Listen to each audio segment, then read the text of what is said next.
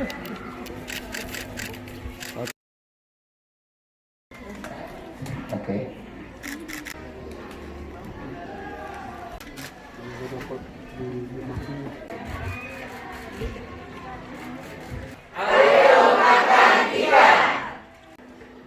Di sana juga sudah dihitung gizinya.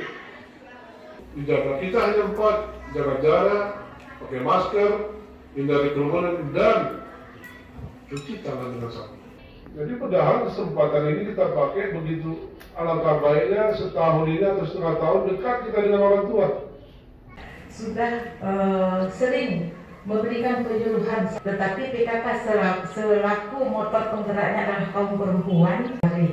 Ini pun seandainya kita bisa menerapkan. Kami merasa terharu sekali Pak Bupati dapat melangkahkan kaki kembali. Kemudian Ibu Bupati, doa itu sangat penting. Doa itu silahkan mukmin. Doa silahkan kita fil umuri kulliha wa ajurna min hizri